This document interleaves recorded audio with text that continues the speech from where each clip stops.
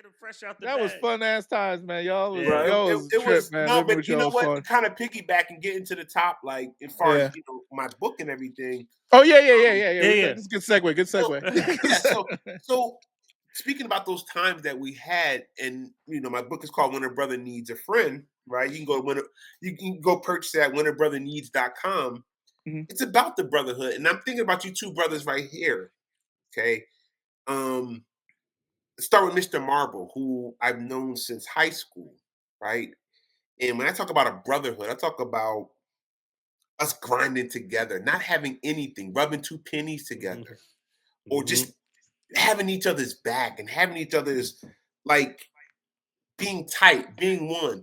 When he saw me when I was having a bad situation, he said, "Yo, come out, come chill with me out in DC. Come live out here. Come just grow, learn, develop, think, get on your feet." And just took me basically not under his wing, but like took me like, "Yo, my boy needs help. Let me holler at him. Let me make sure he gets on his feet." Right? And then segueing to you, Hugh, when we linked up and we're like at the crib, at Sean's crib, and we're just talking, vibing, listening to a lot of Dipset music and shit, right? And then you was like, "Yo, double dates when we went out. he's like, "Yo, you need a car?" Yeah. I gave this nigga a car. Yeah. I was like, just pay the insurance. $50 for the insurance. Pay $50. And that's what the book is about. The book is about brotherhood. The book is about getting I forgot about that. Good brothers together. But that's the thing. It's something that's powerful, yo.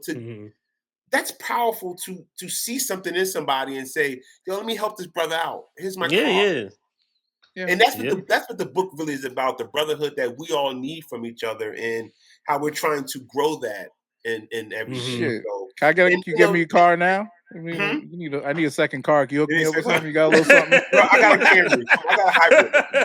I don't have nothing fly. What's so funny? When I see that Acura on the road, I'm like, yo, that 3.0 still looks hot. Dog, yo, the CL with the dent, like it had a little bumper falling off. Yeah, I ended up. I sold that shit for $750 to a mechanic. That car was beautiful, but that's kind of the whole point. Yeah. No, man, we had that DC setup was a great. We had a good. That was a good. No, man, that moment. I mean, even though I was only there for a couple, I don't know how long. It felt like a long time because right. It was only maybe like a month or two, maybe at the most. I think 2 months. I think maybe like 3. Wasn't that really? I stayed with you for 3 months. Yeah, so I remember I had a whole setup in the corner. I had my computer and everything. Right? Yeah. Because you had a whole situation. I was sleeping on the couch. You had that cat, man. My eyes were always like watering because I'm allergic to cats. I slept on that couch and shit. We get our meals set up. Yeah. Bro, and but it was a time, and I always thought about that time in my life where I didn't really have direction, and meeting young brothers like y'all that were doing your thing, and being introduced to a different lifestyle because I grew up in Long Island, New York. Yo, that's middle America shit, right? So the same thing as like being out where I am now. So and then plus I grew up in New York. I'm in New York City, but I had a different lifestyle in New York City. I wasn't out in the streets like that, but being out in the streets with y'all, going out to the clubs, doing all this shit.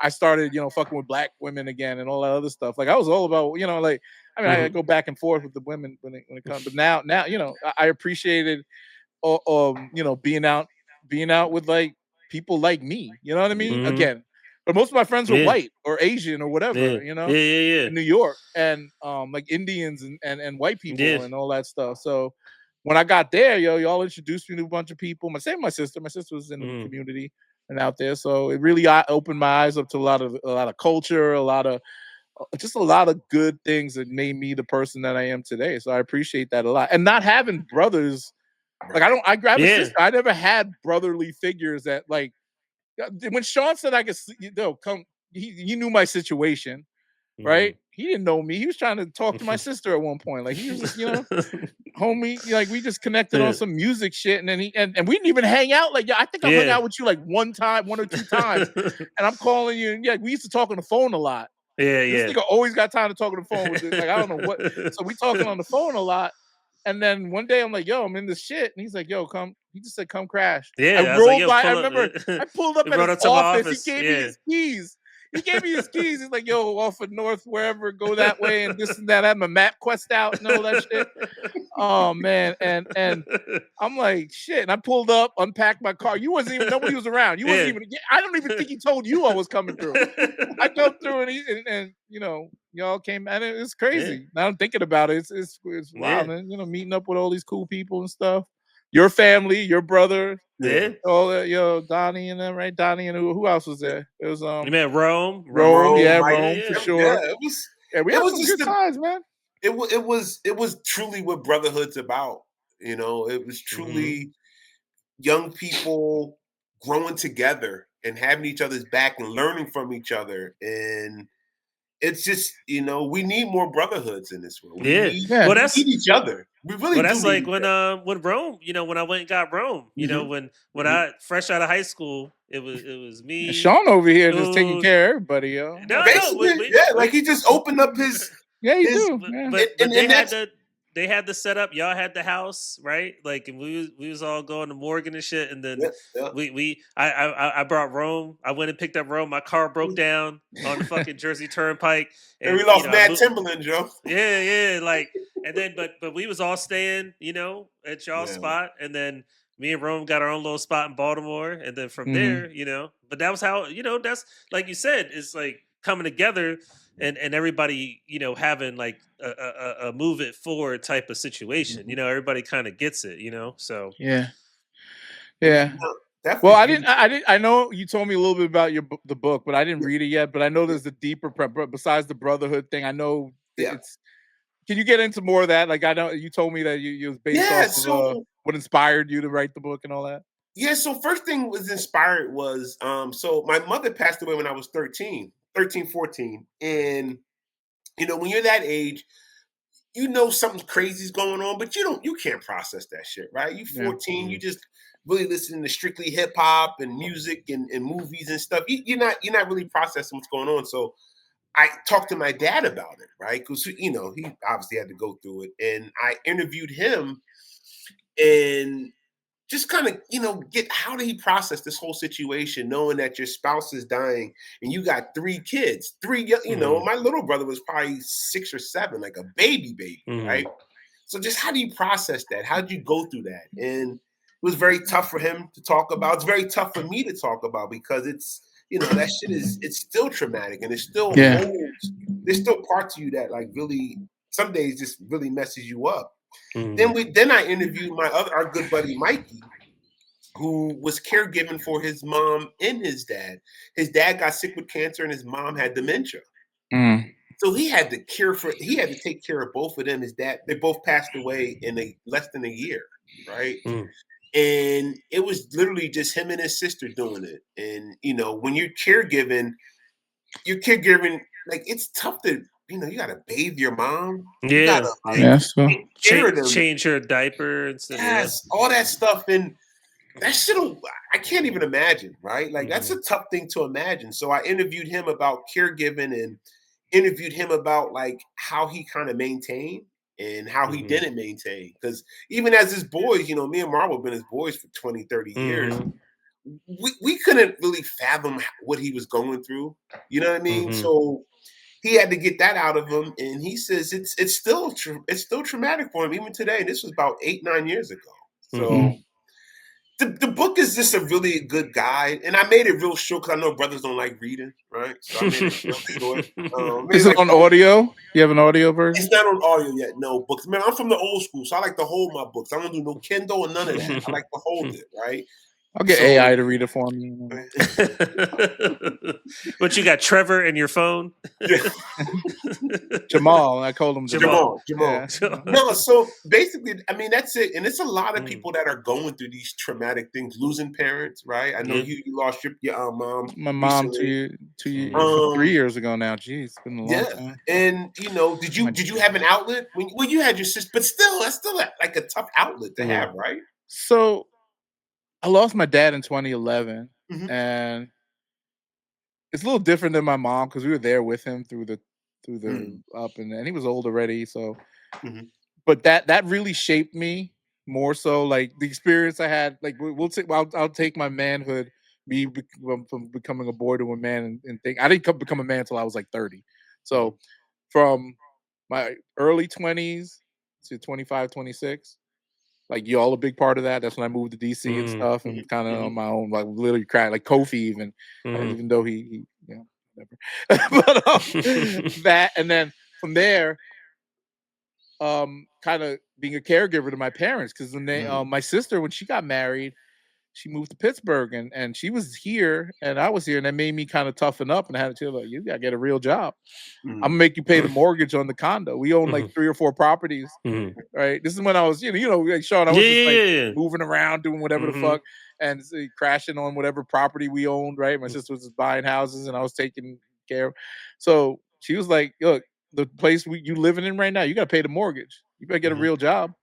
This music industry shit ain't gonna work. So dog, I've made some bullshit up on a resume, ended up getting me a real good job, and then lost that good job, and then got another good job, and now I'm fucking, doing whatever. But from like 08 to 2011, the real formative years of becoming a man and understanding what it means to take care of your elders and even like rearing kids, like watching my sister have kids, and then like there was times I had to babysit these the young Taylor, my youngest niece, and changing diapers, doing all like whenever I came up there to visit, and then just dealing with the day to day. It's so it really made me like into the person that I am today, right? And it's even though I'm way more outgoing now and free and think freely and do stuff.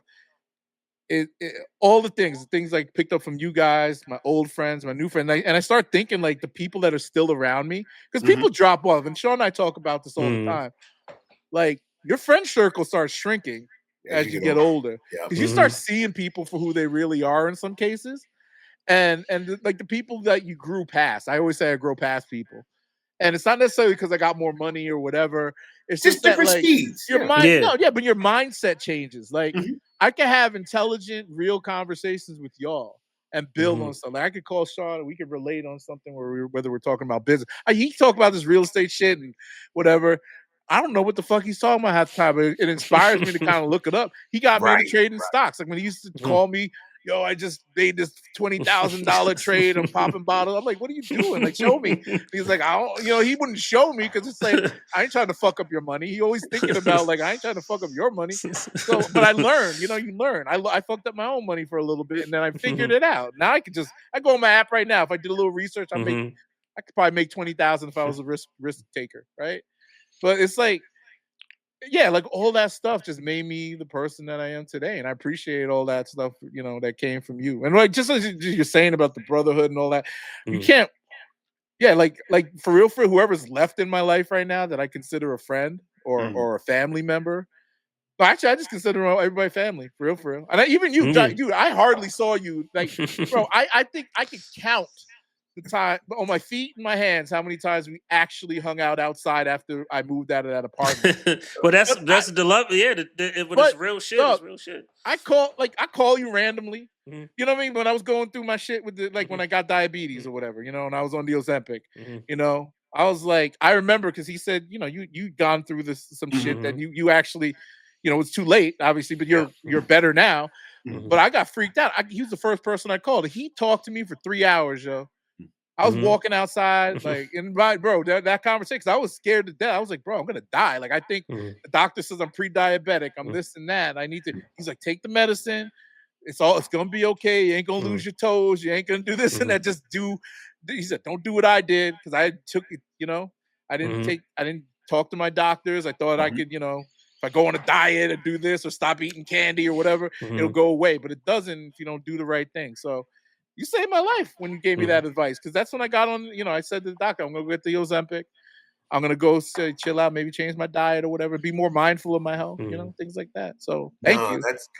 That's some real brother shit, and I appreciate it because nobody, nobody can give you that straight up conversation that's been through it and No, understands it. Rome was going through his stuff. He posted, something in our group He chat, posted his and numbers, put his numbers, and what he's been working on and all that. And that's the whole thing, being able to have those conversations, have these that accountability with your brothers. You should be able to, and it's tough. It's tough. I mean, we, as guys in general, we keep a lot of shit to ourselves. Oh, yeah. Yeah. We just think we can put our heads down and get through shit, but I mean, we need each other. We really do, and it's a blessing to have people, like you said.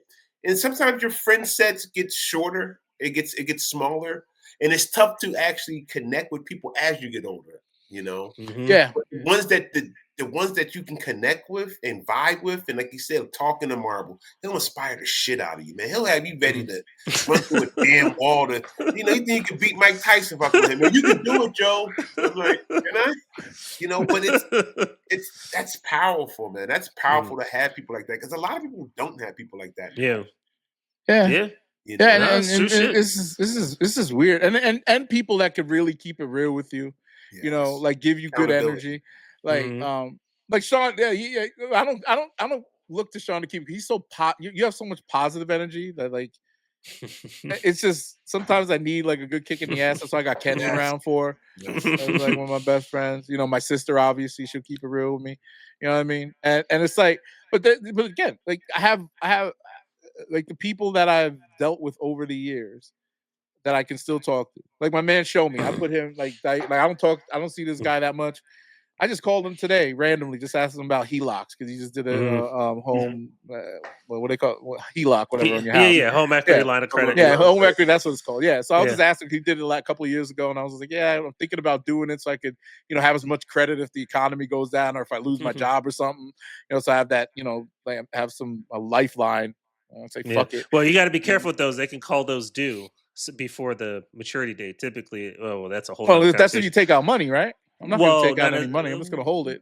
Well, I mean, sometimes they make you take out an advance up first. I had one back in like 2012 or something. Hopefully, they change the rules on a house, and usually, I mean, you can fund it right back, but usually, say take out 10 grand up front, and you can fund it right back. I mean, that was when HELOCs you could get prime plus a quarter. I had a HELOC at 3.25%. I mean, on a HELOC, that was amazing. It's 5.25% they gave me in Ohio right now, and interest only. Yeah, so you know interest only, right? So you can invest that or do whatever. But if you do start drawing on it, because typically 10 years is the term for maturity. But because typically you get the HELOC from a local regional bank, it's not usually from a national bank. So if Bank of America sent me a note about doing a HELOC, and then I had another thing. But either way, getting off topic. I'm sorry. We can talk about that later. But you got to, But it is. But either way, what we talking? Oh no, I called my man. Boy, drop the game. He's just telling me about the stuff, and then he just stops and he's like, "Yo, like how's the business going? How's whatever?" He's like, "Yo, when you like," I was telling him like, "Yeah, business is kind of staying afloat, doing whatever we need to do. I'm still having some issues financially with that shit." And he's like, "Yo, man, how's your health? You got." He basically said you need to stop like this because he knows, and this is know how passionate I could be about certain things and people too. I'm passionate about people and all that stuff. Just like Sean, I give my last to my friends and family who need it if it's it's convenient, right? And I've been blessed to have so much so quickly. Like I get shit. Like tomorrow, if I lost my job, I'm pretty sure I'll walk down the street and find a bag full of money and it'll keep me afloat for a minute.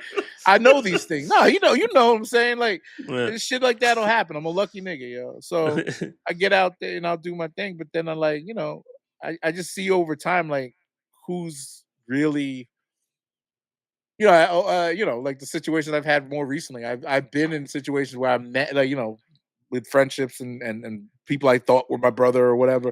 And it pisses me off that no, I shouldn't be pissed off, but you just kind of see people for who they are after a while, right? And like I said, the circle closes, and I mean that obviously your book is about brotherhood, but understanding like the guys that I could keep that have chosen to keep around me or have chosen to be around me for whatever my faults, my shortcomings, all the good stuff. you got to take all that stuff with your peoples, right? You got to understand whether I don't let money get in between me and friends. I don't let opportunities get in between me and my friends. I've never been like that, right? I've never beefed over any bullshit. Yeah, And that's always, Sean and I, we've started businesses together. We've broken bread together. Like, this nigga probably gave me some money once and I never gave it back. And, but then I got other motherfuckers that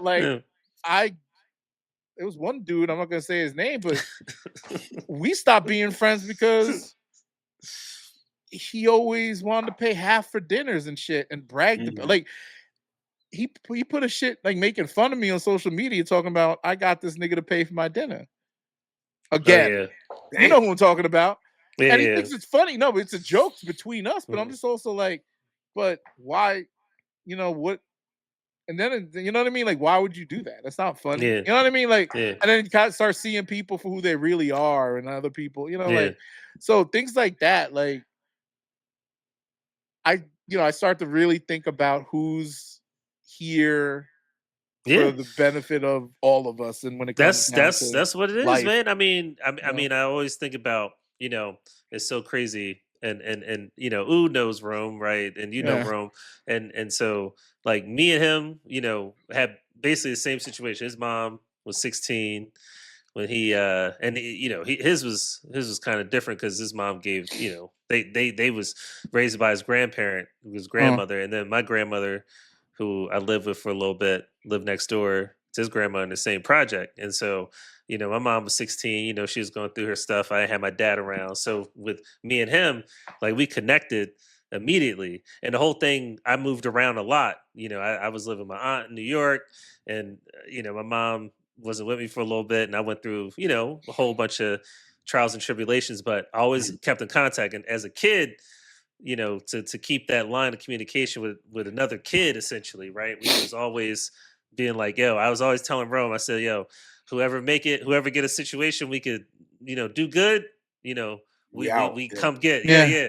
So as soon as when the Columbia thing happened and I was in high school still, I begged my mom, get Rome, and it didn't work out initially. He came out, and then as soon as I graduated high school, I was out. I said, Rome, pack your shit. But that was the whole thing. For me, I always just had that feeling internally is like loyalty to a fault, for whoever I'm with. And with me and Rome, that was what it was. And then, when I met Dawud and his family, that was like a breath of fresh air. They was like the Cosbys, like his dad, UPenn, Ward Business School, all that, like, PhD, super educated, and so when you're a smart kid, you're always yearning for that, and you coming from certain communities and you don't know how to find that.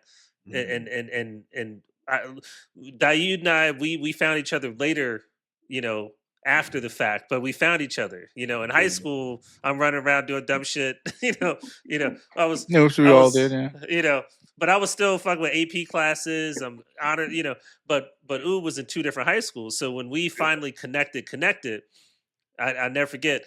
I moved out and they had a whole house, and he was like, "Yo, come." It was like, we bonded on that type of shit. Yo, come over, come stay with us, blah blah. And that's and then I remember Donnie, his older brother. We walk in. Donnie was looking at me like, "What?" And then, but it was like, yo, all right, cool. All right, we had the little tiny room. The room was a little twin bed with a little sliver of a floor. And me and Rome, and then Rome came and we stayed there for a few months, and Rome slept on this little side joint, and we had a little computer there.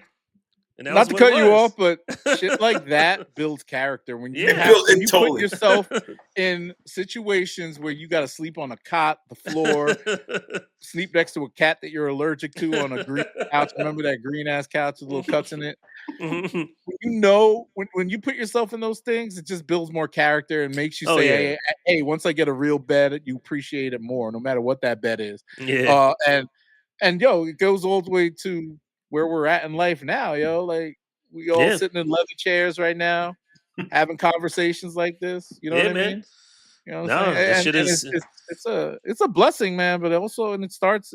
I never think about it until this moment, and it's kind of I'm tearing up thinking about it, like I was talking earlier. I wonder, and I want to ask you guys, do you cry? Sean, I never seen you cry. You cry? Have I have before.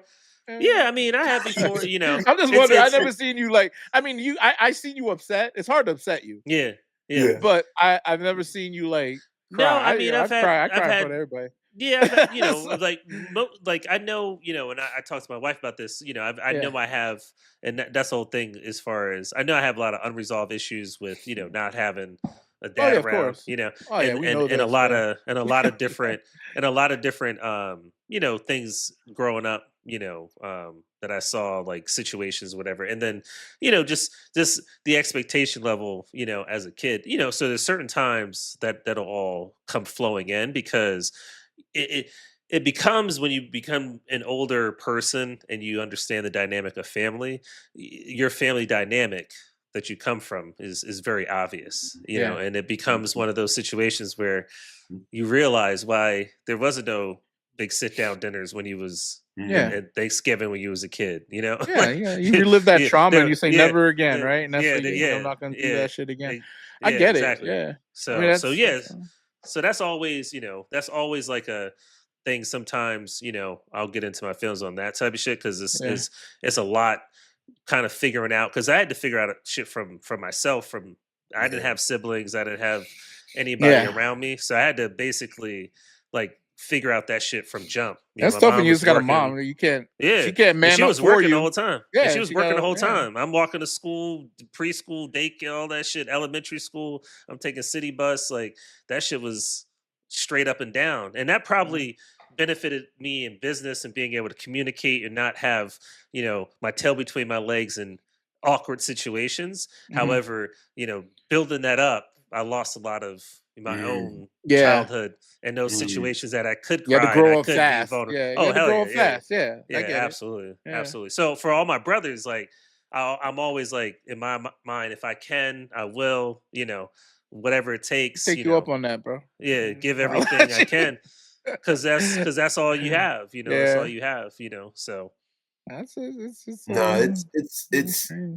like I said, it's just super powerful to still be connected to you guys, and just connected in general to our brotherhood of friends and our support system. Let's always stay close like that and always hold each other accountable. Yeah, and I agree with that.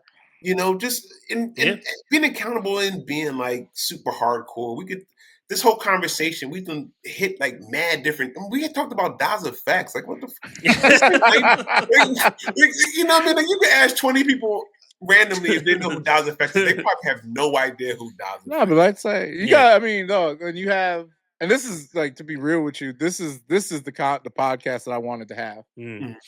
That, and I've been telling you for years. We've been telling you for years. Like when me and Sean do it by ourselves, you get him more open than I do, because I'll just say my wild shit. You guys have real, we obviously, politics and shit we clash on, but you bridge that gap that could get us off of the bullshit that we think about day to day. I talk to this brother every day. We have our real conversations while I'm walking my dog, and when we come here, it's hard to rehash those moments. Right. And when you should meet Kari, he's cool. But I feel like this is exactly the conversations that we need to have or want to have. So you're always welcome back if you want to come back.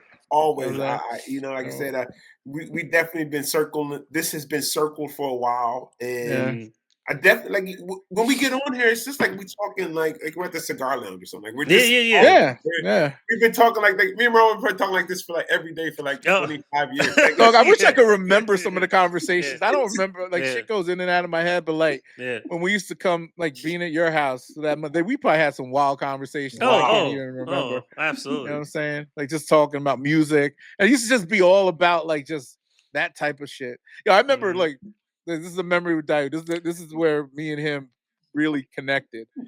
That double date with Breezy and the other girl. Dog, we had dead broke, right? This thing, I don't know what you were doing, but you had no money. You're like, yo, I'm about to go out with these girls. He just asked me, he's like, yo, I'm taking out, we're going out with these girls, and you gotta come, whatever. And both of us broke as fuck. These girls expect I don't know where we went, like Fridays or something. I don't remember. We ordered the wings, right? And back then wings were probably like what, $7? When I was in New York? Was I in New York at that time? No. You was around. You were probably out with something or somebody, whatever. But we went out and we sit with these girls. I remember the girl's name was Breezy. And then the bill comes. The shit was $8. $8, the whole bill. This nigga. How are we splitting this up? Hey, they looked at this motherfucker like, what? What's the best station? These are career women. A donation. Yo, these are career chicks. They in their mid-late 20s. They all got they're making at that time what, like $50K a year was like you made it. They had money. I was broke. I was homeless too. I'm not keeping the accounts. I can't look stupid though. I pulled out my credit card. I was like, I got it. $8. Yo, it was dangling that credit card. Yo, I had no clue, Doug. Yo, I was living off. My man, break my chain. AMG Entertainment. Yo, I maxed out that credit card every week, man. My sister always had to put $1,000 on it to make sure it was paid up.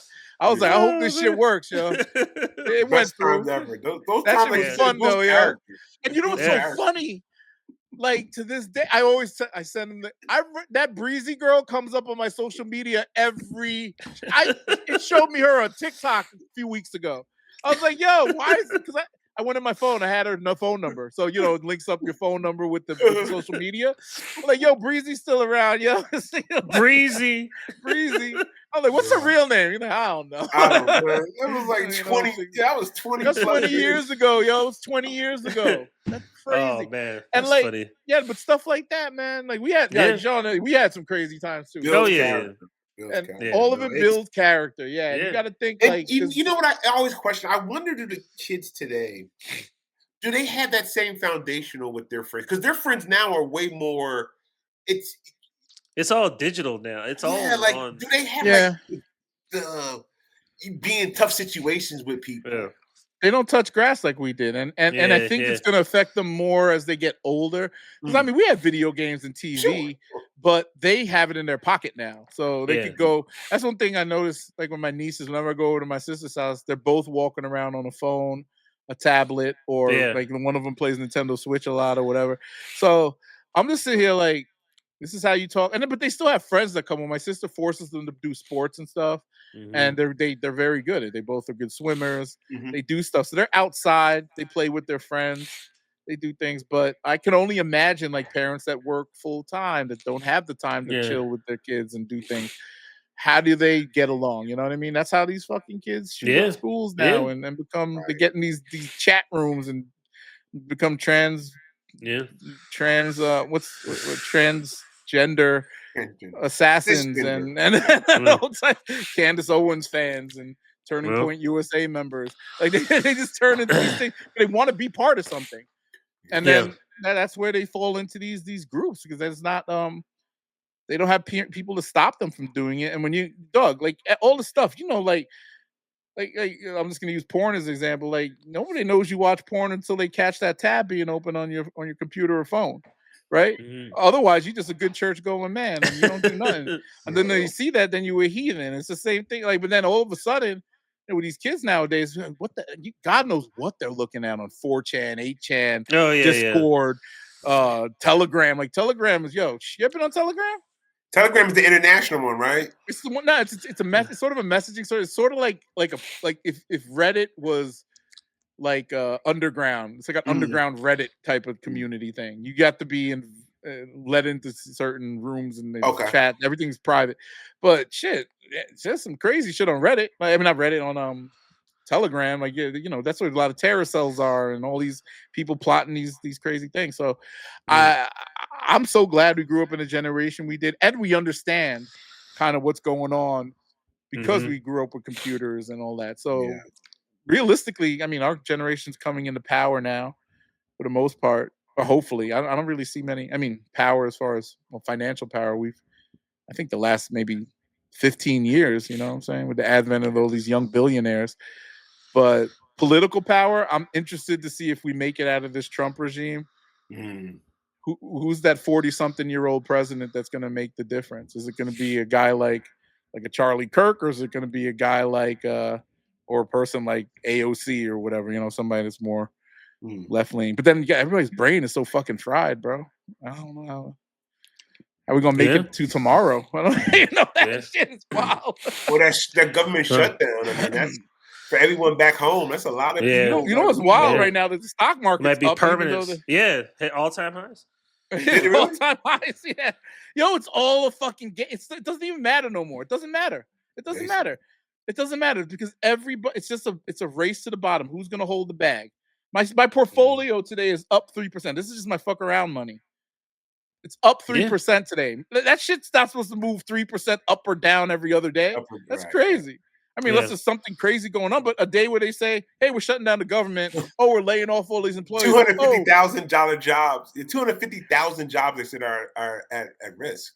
Yep. Oh, and the fact that the tariffs and shit are slowly creeping up on us. Like people don't get it. I mean, it's a wild time to be alive. I get it. I tried to buy butter last week. It was $8. 4 sticks. 4 sticks? That don't seem bad. That's $2 a stick. Man, what about parquet? no parquet. Parquet? I don't fuck with parquet. I don't really notice the price of straight butter, not that margarine. You don't get that? I don't like strictly butter. Country Crock ain't bad though. Country Crock ain't bad. I fuck with Country Crock. I don't buy fuck with spreads. I don't fuck with spreads. I get real butter, but Country Crock, if it's there, I love some Country Crock. Hey, Marvel, you gotta stop sleep. Don't sleep on spread, Joe. Stop sleeping on I remember as a kid, the spreads. that was what you. Dog, I don't like the way it spread nice though. It's good on some bread. You put that on some bread and shit. Oh shit, real butter. If you don't leave red. Okay, the quick question before we get going. I gotta get going. Yeah, me too. Do you guys keep butter outside or in the fridge? In the fridge. In the fridge, In the fridge. But when you step up to use it, you can't even spread it. So you don't need to keep butter in the fridge, right? No, I leave it on the counter. You can leave it if it gets hot and it melts and shit. I mean, shit. I don't live. I mean, I got AC. And how much butter are you eating to always need it soft all the time? Why don't you just buy whipped butter or something like that? Whipped butter? Man, listen, man. I'm from the old school, dog. Or the butter packets. You should get the butter packets. You can leave those out. Man, take it from the restaurants. Take it from the restaurants. They never really scoop out the right way. The ones wrapped in the tin foil. You just unwrap it. It's a perfect pat. Just put it right on your toast, bro. I'm a Land O'Lakes type of guy anyway. They have Land O'Lakes pats. I ain't dealing with that though. Yo, I'm putting you on right now. Go to the grocery store. They probably got it. You can keep that on the counter. I don't think that'll be too bad. Kept that on the counter. It probably won't melt. It'll be soft as shit when you do your thing. All right, so bad. I might try that because I'm probably gonna start my grandmother used to have like a tin, like a little. Yeah, the butter. I got one of those. We used it during the holidays. Yeah, so that's how I grew. Yeah, I remember that. You leave it in the fridge, yo, and then you gotta pull it out. Man, that should be resting up the bread. It goes through the bread. Yeah.